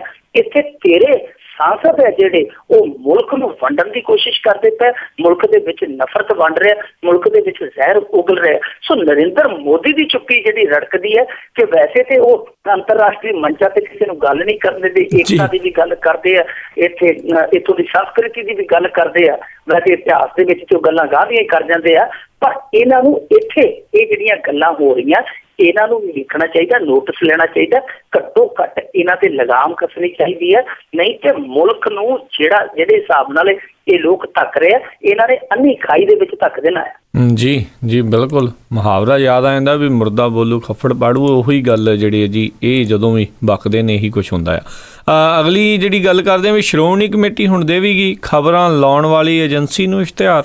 ਬਿਲਕੁਲ ਜੀ, ਹੁਣ ਜਿਹੜਾ ਸ਼੍ਰੋਮਣੀ ਕਮੇਟੀ 'ਚੋਂ ਇਸ਼ਤਿਹਾਰਾਂ ਦਾ ਪ੍ਰਸ਼ਾਦ ਨਿਕਲਦਾ ਸੀ ਉਹ ਹਰੇਕ ਸੰਗਤ ਨੂੰ ਨਹੀਂ ਮਿਲਿਆ ਕਰੇਗਾ, ਖਾਸ ਲੋਕਾਂ ਨੂੰ ਮਿਲਿਆ ਕਰੇਗਾ।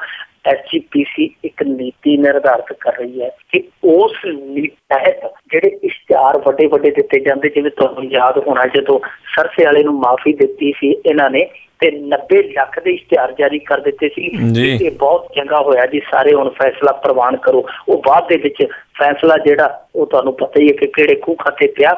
ਮੁੜ ਕੇ ਉਹ 90 ਲੱਖ ਜਿਹੜਾ ਗੁਰੂ ਕੀ ਗੋਲਕ ਚੋਂ ਕਿੰਨੇ ਕਢਾਇਆ, ਕਿੰਨੇ ਦਿੱਤਾ, ਕਿਸੇ ਨੇ ਨਾ ਪੁੱਛਿਆ ਤੇ ਨਾ ਦੱਸਿਆ। ਉਹ ਜਿਹੜੇ ਇਸ਼ਤਿਹਾਰ ਆ ਮਹਿੰਗੇ ਵੱਡੇ ਇਸ਼ਤਿਹਾਰ ਆ ਜਿਹੜੇ ਉਹ ਲੱਖਾਂ ਕਰੋੜਾਂ ਦੇ ਇਸ਼ਤਿਹਾਰ ਆ ਜਿਹੜੇ ਸਾਲਾਂ ਦੇ, ਉਹਦੇ ਲਈ ਇਹ ਨੀਤੀ ਘੜੀ ਗਈ ਹੈ ਕਿ ਹੁਣ ਇਹ ਇਸ਼ਤਿਹਾਰ ਹੈ ਜਿਹੜੇ ਉਹ ਜਣੇ ਖੜੇ ਨੂੰ ਨਹੀਂ ਮਿਲਣਗੇ, ਕਿਉਂਕਿ ਵਿੱਚ ਤੁਹਾਨੂੰ ਪਤਾ ਕਿ ਕੁਝ ਲੋਕ ਚੰਗੇ ਵੀ ਹੈ, ਉਹ ਸੱਚ ਵੀ ਕਦੇ ਲਿਖ ਦਿੰਦੇ ਆ। ਹੁਣ ਇਹਨਾਂ ਨੇ ਉਹ ਲੋਕ ਜਿਹੜੇ ਇਹਨਾਂ ਦੇ ਬਰਖਲਾਫ ਲਿਖਦੇ ਪੜ੍ਹਦੇ ਆ ਉਹਨਾਂ ਨੂੰ ਪਾਸੇ ਰੱਖਣ ਲਈ ਕਿ ਉਹ ਸਾਡੇ ਤੋਂ ਇਸ਼ਤਿਹਾਰ ਵੀ ਲੈ ਜਾਂਦੇ ਆ, ਪੈਸਾ ਵੀ ਕਮਾ ਜਾਂਦੇ ਤੇ ਸਾਡਾ ਤਵਾ ਵੀ ਲਾ ਜਾਂਦੇ ਆ। ਇਸ ਕਰਕੇ ਇਹਨਾਂ ਨੇ ਨੀਤੀ ਹੋਂਦ 'ਚ ਲੈ ਆਂਦੀ ਆ ਕਿ ਉਹੀ ਏਜੰਸੀ ਸਾਡੇ ਤੋਂ ਇਸ਼ਤਿਹਾਰ ਪ੍ਰਾਪਤ ਕਰੇਗੀ ਜਿਹੜੀ ਇਹ ਤੈਅ ਕਰੇਗੀ ਕਿ SGPC ਦੀ ਜਿਹੜੀ ਖਬਰ ਹੈ ਉਹ ਪਬਲਿਸ਼ ਹੋਏਗੀ। ਯਾਨੀ ਸਿੱਧੇ ਤੌਰ ਤੇ ਜੇ ਕਹਿ ਲਈਏ ਕਿ ਇੱਕ ਸੌਦਾ ਕਿ ਮੈਂ ਇਸ਼ਤਿਹਾਰ ਦੇਵਾਂਗਾ ਔਰ ਉਸਦੇ ਬਦਲੇ ਮੈਂ ਮਨਚਾਹੀਆਂ ਖਬਰਾਂ ਪ੍ਰਕਾਸ਼ਿਤ ਕਰਾਵਾਂਗਾ। ਸੋ ਇਹ ਇੱਕ ਤਰ੍ਹਾਂ ਨਾਲ ਕਹਿ ਲਈਏ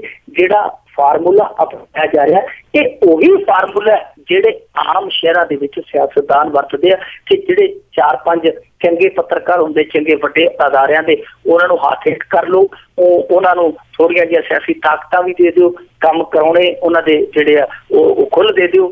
ਉਸ ਤੋਂ ਬਾਅਦ ਕੀ ਹੁੰਦਾ ਕਿ ਜਿਹੜੇ ਰਹਿ ਜਾਂਦੇ ਇਮਾਨਦਾਰ ਪੱਤਰਕਾਰ ਉਹਨਾਂ ਦੀ ਕੋਈ ਸੁਣਦਾ ਹੀ ਨਹੀਂ, ਕਿਉਂਕਿ ਜਿਹੜੇ ਵੱਡੇ ਆ ਉਹਨਾਂ ਦੀ ਜੈ ਜੈਕਾਰ ਬਹੁਤ ਤੱਕ ਪਹੁੰਚਦੀ ਹੈ। ਸੋ ਉਹੀ ਜਿਹਾ ਫਾਰਮੂਲਾ ਜਿਹੜਾ ਸਿਆਸਤ ਨੇ ਅਪਣਾਇਆ ਸੀ ਉਹੀ ਹੁਣ ਧਰਮ ਦੀ ਇਹ ਜਿਹੜੀ ਦੁਨੀਆ ਇਹ ਵੀ ਅਪਣਾਉਂਦੀ ਜਾ ਰਹੀ ਹੈ।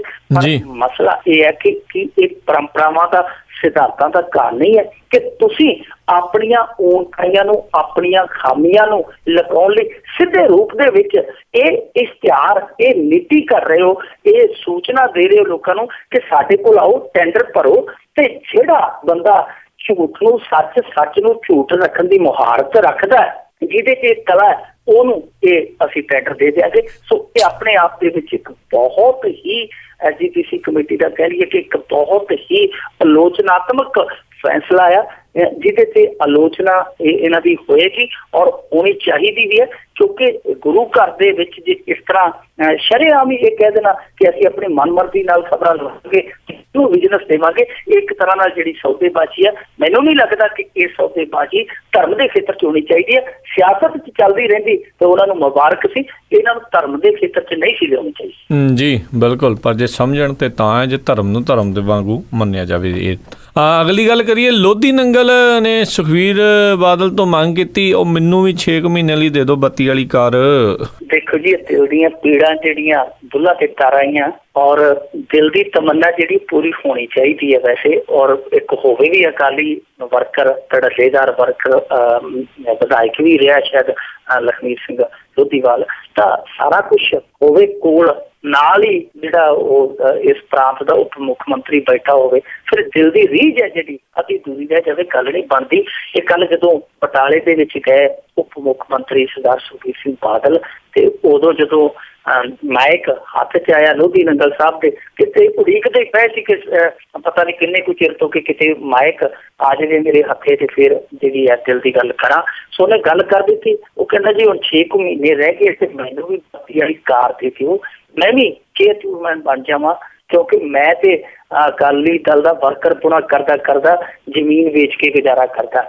ਯਾਨੀ ਸਿੱਧੇ ਰੂਪ ਦੇ ਵਿੱਚ ਕਹਿ ਲਈਏ ਬਿਲਕੁਲ ਸਿੱਧੇ ਲੱਗੇ ਆ, ਉਹਨਾਂ ਨੇ ਕੋਈ ਵਾਲਕਾਨ ਨਹੀਂ ਰੱਖੀ ਆਪਦੇ ਵਿੱਚ। ਉਹ ਕਹਿੰਦੇ ਆ ਕਿ ਮੈਨੂੰ ਵੀ ਮੌਕਾ ਦੇ ਦਿਓ, ਹੁਣ ਤੁਸੀਂ ਸੇਵਾ ਕਰੀ ਜਾਂਦੇ ਹੋ, ਹੋਰ ਵੀ ਬੜੇ ਸੇਵਾ ਕਰੀ ਜਾਂਦੇ ਆ ਪੰਜਾਬ ਦੀ, ਤੇ ਉਹ ਮੇਵਾ ਵੀ ਖਾਈ ਜਾਂਦੇ, ਹੁਣ ਮੈਨੂੰ ਵੀ ਮੌਕਾ ਦੇ ਦਿਓ, ਮੈਂ ਤੇ ਆਪਦੀ ਜ਼ਮੀਨ ਵੇਚ ਕੇ ਗੁਜ਼ਾਰਾ ਕਰਦਾ, ਕਿ ਆ 6 ਮਹੀਨੇ ਮੈਨੂੰ ਵੀ ਮੌਕਾ ਦਿਓ, ਮੈਂ ਵੀ ਜਿਹੜੀ ਵੇਚੀ ਜ਼ਮੀਨ ਹੈ ਉਹਨੂੰ ਰਿਕਵਰ ਕਰ ਸਕਾਂ, ਥੋੜੀ ਜਿਹੀ ਜ਼ਮੀਨ ਹੋਰ ਵੀ ਬਣਾ ਲਾ, ਜੇ ਕਿਤੇ ਅੱਗੇ ਲੋੜ ਪੈਂਦੀ ਹੈ ਤੇ ਉਹ ਵੇਚ ਕੇ ਟਾਈਮ ਜਿਹੜਾ ਚੱਲਦਾ ਰਹੇਗਾ। ਸੋ ਇੱਕ ਤਰ੍ਹਾਂ ਨਾਲ ਕਹਿ ਲਈਏ ਮੰਗ ਉਹਨਾਂ ਦੀ ਨਿਜਾਇਜ਼ ਔਰ ਮੰਗ ਪੂਰੀ ਹੋਣੀ ਵੀ ਚਾਹੀਦੀ ਹੈ, ਕਿਉਂਕਿ ਲੋਧੀ ਨੰਗਲ ਸਾਹਿਬ ਉਹੀ ਬੰਦੇ ਆ ਜਿਨ੍ਹਾਂ ਨੇ ਸਦਭਾਵਨਾ ਰੈਲੀ 'ਚ ਜਦੋਂ ਹੌਸਲੇ ਪਸਤ ਹੋਏ ਪਏ ਸੀ ਕਾਲੀਆਂ ਦੇ, ਇਹ ਕਿਹਾ ਸੀਗਾ ਕਿ ਡਰਿਓ ਨਾ, ਜੇ ਕੋਈ ਬੜਾ ਔਖਾ ਸੌਖਾ ਹੁੰਦਾ ਉਹਦੀ ਗਿੱਚੀ ਨੱਪ ਦਿਓ। ਜਦੋਂ ਉੱਥੇ ਰੈਲੀ ਹੋਈ ਸੀ ਤਾਂ ਇਹ ਏਡੇ ਵੱਡੇ ਪੱਧਰ ਤੇ ਬਿਆਨ ਦਿੰਦੇ ਆ ਤੇ ਇਹਨਾਂ ਨੂੰ ਇੰਨੀ ਕੁ ਕਦਰ ਹੈ ਜਿਹੜੀ ਇਹਨਾਂ ਦੀ ਪੈਣੀ ਚਾਹੀਦੀ ਆ। ਪਰ ਇਹ ਜ਼ਰੂਰ ਹੈ ਜੀ ਕਿ ਵੇਖੋ, ਲਾਲਸਾ ਜਿਹੜੀ ਹਰੇਕ ਨੇਤਾ ਦੇ ਮਨ 'ਚ ਹੁੰਦੀ ਹੈ, ਪਰ ਇਹਨਾਂ ਦੀ ਲਾਲਸਾ ਜਿਹੜੀ ਜਾਂ ਇਹਨਾਂ ਦੀ ਜਿਹੜੀ ਤਮੰਨਾ ਉਹ ਬੁੱਲਾਂ ਤੇ ਆ ਗਈ। ਇਹਦੇ ਲਈ ਇਹਨਾਂ ਦੀ ਸਰਕਾਰ ਵੀ ਕਹੀ ਬਣਦੀ ਹੈ ਕਿ ਘੱਟੋ ਘੱਟ ਮਨ ਦੀਆਂ ਸਦਰਾਂ ਮਨ 'ਚ ਦਫਨ ਤੇ ਨਹੀਂ ਹੋਣ ਦਿੱਤੀਆਂ, ਉਹਨਾਂ ਨੂੰ ਖੁੱਲੀ ਹਵਾ 'ਚ ਆਉਣ ਦਾ ਮੌਕਾ ਮਿਲਿਆ ਨਾ। ਬਿਲਕੁਲ ਜੀ ਬਿਲਕੁਲ, ਛੱਡਿਆ ਨਹੀਂ ਉਹਨਾਂ ਨੇ ਕੁਛ ਵੀ। ਅਗਲੀ ਜਿਹੜੀ ਆਪਾਂ ਗੱਲ ਕਰੀਏ ਵੀ ਪੰਜਾਬ ਦੇ ਵਿੱਚ ਜਿਹੜੀ ਜਨਤਕ ਵੰਡ ਪ੍ਰਣਾਲੀ ਆ ਦਿਨ ਬ ਦਿਨ ਦਮ ਤੋੜ ਰਹੀ ਆ। ਜਨਤਕ ਵੰਡ ਪ੍ਰਣਾਲੀ ਵਾਕਿਆ ਜੀ ਦਮ ਤੋੜ ਰਹੀ ਹੈ, ਔਰ ਦਮ ਤੋੜ ਕੇ ਨਾਲ ਦਿਲ ਵੀ ਤੋੜਦੀ ਪਈ ਹੈ, ਕਿਉਂਕਿ ਜਨਤਕ ਵੰਡ ਪ੍ਰਣਾਲੀ ਹਮੇਸ਼ਾ ਗਰੀਬਾਂ ਲਈ ਬਣਾਈ ਜਾਂਦੀ ਹੈ, ਤੇ ਜਦੋਂ ਉਹ ਦਮ ਤੋੜੇਗੀ ਉਹਦੇ ਨਾਲ ਗਰੀਬਾਂ ਦੇ ਸੁਪਨੇ ਵੀ ਦਮ ਤੋੜ ਜਾਣਗੇ। ਜਨਤਕ ਵੰਡ ਪ੍ਰਣਾਲੀ ਸਾਡੇ ਖਾਸ ਤੌਰ ਤੇ ਆਟਾ ਦਾਲ ਸਕੀਮ ਸੀ ਕਿ ਜਿਹੜੀ ਉਸ ਜਨਤਕ ਵੰਡ ਪ੍ਰਣਾਲੀ ਨੇ ਇਹ ਸਰਕਾਰ ਰਿਪੀਟ ਕਰਵਾਈ ਸੀ, ਜਿਹੜੀ 2012 ਦੇ ਵਿੱਚ ਰਿਪੀਟ ਹੋਈ, ਕਿਉਂਕਿ ਉਦੋਂ ਗਰੀਬਾਂ ਨੂੰ ਲੱਗਿਆ ਕਿ ਸਾਡੀ ਜੂਨ ਹੈ ਜਿਹੜੀ ਸਵਰ ਜਾਵੇਗੀ, ਕਿਉਂਕਿ ਜਿਹੜਾ ਪੇਟ ਦਾ ਮਸਲਾ ਉਹ ਸਾਡਾ ਹੱਲ ਹੋ ਗਿਆ। ਪਰ ਹੱਲ ਹੋਇਆ ਜਿਹੜਾ ਉਹ ਵਹਿਮ ਸੀਗਾ। ਹੱਲ ਹੋਣ ਤੋਂ ਬਾਅਦ ਜਿਹੜਾ ਕੱਲ ਆਇਆ ਤਾਂ ਕੱਲ ਨੇ ਇਹੋ ਜਿਹਾ ਸੱਲ ਲਾਇਆ ਕਿ ਹੁਣ ਤੌਬਾ ਤੌਬਾ ਧੋਈ ਕਰਦੇ ਪਏ ਆ। ਸਾਰੇ ਲੋਕ ਤਰਾ ਕਰਕੇ ਆਖਣ ਡਏ ਕਿ ਇਸ ਵਾਰੀ ਤਾਂ ਠੱਗੇ ਗਏ। ਹੋਇਆ ਕੀ ਸੀ ਕਿ ਜਦੋਂ 2012 ਦੇ ਵਿੱਚ ਸਰਕਾਰ ਰਿਪੀਟ ਹੋਈ ਤੇ ਪਹਿਲਾਂ ਜਿਹੜਾ 1 ਰੁਪਏ ਕਿਲੋ ਆਟਾ ਸੀਗਾ, ਫੂਡ ਸਿਕਿਉਰਿਟੀ ਐਕਟ ਦਾ ਸਹਾਰਾ ਲੈ ਕੇ ਜਿਹੜੀ ਕਣਕ 1 ਰੁਪਏ ਮਿਲਦੀ ਸੀ ਉਹ ਇਹਨਾਂ ਨੇ 2 ਰੁਪਏ ਕਰ ਦਿੱਤੀ। ਫਿਰ ਜਿਹੜੀ ਦਾਲ ਸੀਗੀ ਜੀ ਉਹ 20 ਤੋਂ 30 ਕਰ ਦਿੱਤੀ। ਇਸ ਤਰ੍ਹਾਂ ਪਹਿਲਾਂ ਰੇਟ ਵਧਾਏ, ਪਰ ਬਾਅਦ ਦੇ ਵਿੱਚ ਕੀ ਹੋਇਆ ਕਿ ਉਹ ਜਿਹੜੀ ਸਪਲਾਈ ਹੁੰਦੀ ਸੀ ਉਹ ਹੀ ਆਉਣੋਂ ਬੰਦ ਹੋ ਗਈ। ਹੁਣ ਹਾਲ ਇਹ ਹੋਇਆ ਪਿਆ ਜੀ ਕਿ ਨਵੰਬਰ 2014 ਤੋਂ ਲੈ ਕੇ ਹੁਣ ਤੱਕ ਜੇ ਲਾਈਏ ਤਾਂ 15-16 ਮਹੀਨੇ ਹੋ ਗਏ ਆ ਜਿਹੜਾ ਰਾਸ਼ਨ ਪਾਣੀ ਗਰੀਬਾਂ ਨੂੰ ਆਇਆ ਹੀ ਨਹੀਂ। ਹੁਣ ਇਹਨਾਂ ਨੇ ਐਲਾਨ ਕੀਤਾ ਕਿ ਅਸੀਂ ਆ ਜਿਹੜੇ 3 ਮਹੀਨੇ ਯਾਨੀ ਦਸੰਬਰ, ਜਨਵਰੀ, ਫਰਵਰੀ, ਇਹ ਮਾਰਚ ਤੱਕ ਅਸੀਂ 3-4 ਮਹੀਨਿਆਂ ਦਾ ਜਿਹੜਾ ਰਾਸ਼ਨ ਤੁਹਾਨੂੰ ਮੁਹੱਈਆ ਕਰਵਾਵਾਂਗੇ। ਪਰ ਦੱਸਦੇ ਆ ਲੋਕ ਕਿ ਜਿਹੜਾ ਕਣਕ ਆਉਂਦੀ ਹੈ ਉਹ ਆਉਂਦੀ ਹੈ ਸੈਂਟਰ ਚੋਂ ਤੇ ਦਾਲ ਦਾ ਜਿਹੜਾ ਅਰੇਂਜਮੈਂਟ ਕਰਨਾ ਉਹ ਇਹਨਾਂ ਨੇ ਕਰਨਾ। ਹੁਣ ਜਿਹੜਾ ਕਣਕ ਦਾਲ ਦਾ ਜਿਹੜਾ 10-12 ਮਹੀਨੇ ਦਾ ਜਿਹੜਾ ਖੱਪਾ ਵਿੱਚ ਰਹਿ ਗਿਆ, 3-4 ਮਹੀਨਿਆਂ ਦਾ ਐਲਾਨ ਹੋਇਆ, ਉਹ ਦੱਸਿਆ ਕਿ 200 ਕਰੋੜ ਰੁਪਏ ਜਿਹੜਾ ਉਹ ਹਾਲੇ ਰਲਦਾ ਨਹੀਂ ਪਿਆ ਕਿ ਕਿਹੜੇ ਖਾਤੇ 'ਚ ਗਿਆ। ਪਰ ਇਹ ਜ਼ਰੂਰ ਨਾਲ ਗੱਲ ਰਲਦੀ ਪਈ ਹੈ ਕਿ ਇਕੱਲੇ ਗਰੀਬ ਹੀ ਨਹੀਂ, ਜਿਹੜੇ ਡੀਪੂ ਹੋਲਡਰ ਹੈ ਉਹ ਵੀ ਵਿਹਲੇ ਬੈਠੇ, ਵਿਹਲੇ ਮੱਖੀਆਂ ਮਾਰੀ ਜਾਂਦੇ ਕਿਉਂਕਿ ਉਹਨਾਂ ਦੇ ਕੋਲ ਰਾਸ਼ਨ ਨਹੀਂ ਆ ਰਿਹਾ। ਲੋਕ ਉਹਨਾਂ ਦੀਆਂ ਵੋਟੀਆਂ ਨੋਚਦੇ ਆ ਕਿ ਭਾਈ ਸਾਨੂੰ ਰਾਸ਼ਨ ਦੇ ਆਇਆ ਨਹੀਂ, ਰਾਸ਼ਨ ਤੋਤ ਨਹੀਂ ਖਾ ਗਿਆ। ਤੇ ਡੀਪੂ ਵਾਲੇ ਅੱਡ ਦੁਖੀ ਆ, ਗਰੀਬ ਜਿਹੜੇ ਅੱਡ ਦੁਖੀ ਆ। ਪਰ ਮਸਲਾ ਇਕੱਲਾ ਇੱਥੇ ਜਨਤਕ ਵੰਡ ਪ੍ਰਣਾਲੀ ਦਾ ਨਹੀਂ, ਸਕੀਮਾਂ ਜਿਹੜੀਆਂ ਚਾਹੇ ਮਨਰੇਗਾ ਲਾ ਲਓ, ਚਾਹੇ ਮਿਡ ਡੇ ਮੀਲ ਲਾ ਲਓ, ਚਾਹੇ ਕੋਈ ਹੋਰ ਸਕੀਮ ਆ, ਸਾਰੀਆਂ ਦੀਆਂ ਸਾਰੀਆਂ ਸਕੀਮਾਂ ਜਿਹੜੀਆਂ ਗਰੀਬਾਂ ਦੇ ਫਾਇਦੇ ਲਈ, ਲੋੜਵੰਦਾਂ ਦੇ ਲਾਹੇ ਲਈ ਆਉਂਦੀਆਂ, ਉਹ ਸਾਰੀਆਂ ਦੀਆਂ ਸਾਰੀਆਂ ਸਕੀਮਾਂ ਇਸ ਸਮੇਂ ਪੰਜਾਬ ਦੇ ਵਿੱਚ ਮੋਢੇ ਮੂੰਹ ਪਈਆਂ। ਕੋਈ ਵੀ ਸਕੀਮ ਅਸੀਂ ਜਿਹੜੀ ਹੈ ਉਹ ਕਾਮਯਾਬ ਨਹੀਂ ਗਿਣ ਸਕਦੇ ਸਵਾਏ ਇੱਕ ਸਕੀਮ ਤੋਂ ਕਿ ਇਹ ਜਿਹੜਾ ਮੁਲਕ ਆ, ਇਹ ਜਿਹੜਾ ਸਟੇਟ ਹੈ, ਇਹ ਕਿਸੇ ਨਾ ਕਿਸੇ ਸਕੀਮ ਨਾਲ ਚੱਲੀ ਜਾਂਦਾ। ਇਹ ਸਕੀਮ ਕਹਿ ਸਕਦੇ ਕਿ ਸਕੀਮ ਕਾਮਯਾਬ ਹੈ, ਸਕੀਮ ਲਾ ਕੇ ਸਕੀਮ ਨਾਲ ਇਹ ਪੰਜਾਬ ਚੱਲੀ ਜਾਂਦਾ। ਜੀ ਤੇ ਜਾਂਦੇ ਮਿੰਟੂ ਜੀ ਆਪਾਂ ਜੇ ਗੱਲ ਕਰੀਏ ਵੀ ਕੈਪਟਨ ਖਿਲਾਫ ਚੱਲ ਰਹੇ ਕੇਸ ਦੇ ਵਿੱਚ ਈਡੀ ਨੂੰ ਚਲਾਨ ਕਾਪੀ ਨਹੀਂ ਦੇ ਰਹੀ ਪੰਜਾਬ ਪੁਲਿਸ। ਇਹ ਜੇਕਰ ਕੈਪਟਨ ਦੀ ਥਾਂ ਤੇ ਕੋਈ ਹਾਕਮ ਹੁੰਦਾ, ਸੱਤਾਧਾਰੀ ਹੁੰਦਾ, ਫਿਰ ਤੇ ਗੱਲ ਜਿਹੜੀ ਹੈ ਉਹ ਆਪਣੀ ਸਮਝ ਦੇ ਵਿੱਚ ਆ ਜਾਂਦੀ ਕਿ ਭਾਈ ਕੋਈ ਦਬਾਅ ਆ ਜਾਂ ਕੋਈ ਇਸ ਤਰ੍ਹਾਂ ਦੀ ਕਹਾਣੀ ਵਾਪਰੀ ਹੈ। ਪਰ ਇੱਥੇ ਮਸਲਾ ਜਿਹੜਾ ਕੈਪਟਨ ਦੇ ਨਾਲ ਜੁੜਿਆ, ਇਹ ਕੇਸ ਉਹੀ ਹੈ ਜੀ ਜਿਹੜਾ ਸਿਟੀ ਸੈਂਟਰ ਘੁਟਾਲਾ ਸੀਗਾ ਜਿਹੜਾ ਜਿਹਦੇ ਵਿੱਚ 19 ਲੋਕਾਂ ਤੇ FIR ਦਰਜ ਕੀਤੀ ਗਈ ਸੀ ਦਸੰਬਰ 12, 2007 ਦੇ ਵਿੱਚ। ਉਹਦੇ ਵਿੱਚ ਈਡੀ ਹੈ ਜਿਹੜੀ ਇਨਫੋਰਸਮੈਂਟ ਡਾਇਰੈਕਟੋਰੇਟ ਜਿਹੜਾ ਮਹਿਕਮਾ ਹੁੰਦਾ, ਉਹ ਵਾਰ-ਵਾਰ ਪੰਜਾਬ ਪੁਲਿਸ ਨੂੰ ਘੱਟੋ ਘੱਟ 10 ਵਾਰੀ ਅਪਰੋਚ ਕਰ ਚੁੱਕਾ, 10 ਵਾਰੀ ਉਹਨਾਂ ਨੂੰ ਰਿਮਾਈਂਡਰ ਦੇ ਚੁੱਕਾ ਕਿ ਸਾਨੂੰ ਚਲਾਨ ਦੀ ਕਾਪੀ ਦਿਓ, ਅਸੀਂ ਅੱਗੇ ਜਾਂਚ ਕਰਨੀ ਹੈ। ਪੰਜਾਬ ਪੁਲਿਸ ਹੈ ਕਿ ਉਸ ਪਾਸੇ ਆਉਂਦੀ ਨਹੀਂ। ਆਖਰ ਈਡੀ ਨੇ ਲੁਧਿਆਣਾ ਸੈਸ਼ਨ ਕੋਰਟ ਦਾ ਬੂਹਾ ਖੜਕਾਇਆ ਕਿ ਭਾਈ ਸਾਨੂੰ ਤੇ ਚਲਾਨ ਦੀ ਕਾਪੀ ਨਹੀਂ ਦੇਣ ਡਿਆ।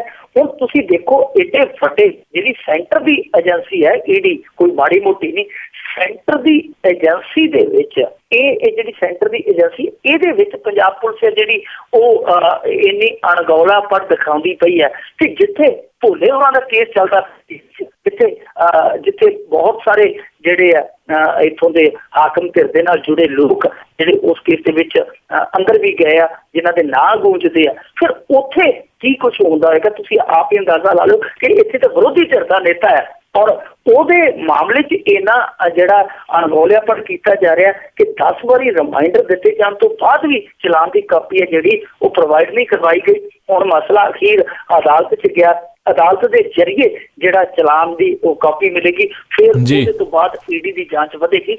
ਹੁਣ ਇਹ ਗੱਲਾਂ ਜਿਹੜੀਆਂ ਸਮਝ ਆਉਂਦੀਆਂ ਪਈਆਂ ਕਿ ਘਰ ਭਾਵੇਂ ਇੱਧਰਲਾ ਹੋਵੇ, ਘਰ ਭਾਵੇਂ ਉੱਧਰਲਾ ਹੋਵੇ, ਵਿਚਾਲੇ ਅਸੀਂ ਭਾਵੇਂ ਹੋਈਏ ਛੋਟੀ ਜਿਹੀ ਕੁੱਲੀ ਪਾ ਕੇ, ਪਰ ਉਹਨਾਂ ਦੀਆਂ ਦੋਨਾਂ ਦੀਆਂ ਤਾਰਾਂ ਕਿਤੇ ਨਾ ਕਿਤੇ ਅੱਗੋਂ ਪਿੱਛੋਂ ਜਾ ਕੇ ਮਿਲਦੀਆਂ। ਤਾਂ ਹੀ ਇਹ ਜਿਹੜੇ ਕੇਸ ਆ, ਇਕੱਲਾ ਇਹ ਨਹੀਂ, ਅੰਮ੍ਰਿਤਸਰ ਵਾਲਾ ਦੇਖ ਲਓ, ਇੰਪਰੂਵਮੈਂਟ ਘੁਟਾਲਾ 2002 ਚ ਸਿੰਜਾਈ ਘੁਟਾਲਾ ਹੋਇਆ ਸੀਗਾ। ਉਸ ਤੋਂ ਬਾਅਦ ਮੋਹਾਲੀ ਦੇ ਵਿੱਚ 71 ਜ਼ਮੀਨ ਜਿਹੜੀ ਹੈ ਉਹ 1 ਰੁਪਏ ਦੇ ਹਿਸਾਬ ਨਾਲ ਲੀਜ਼ ਤੇ ਦੇ ਦਿੱਤੀ ਗਈ। ਕਿੱਡਾ ਵੱਡਾ ਘੁਟਾਲਾ ਹੋਇਆ।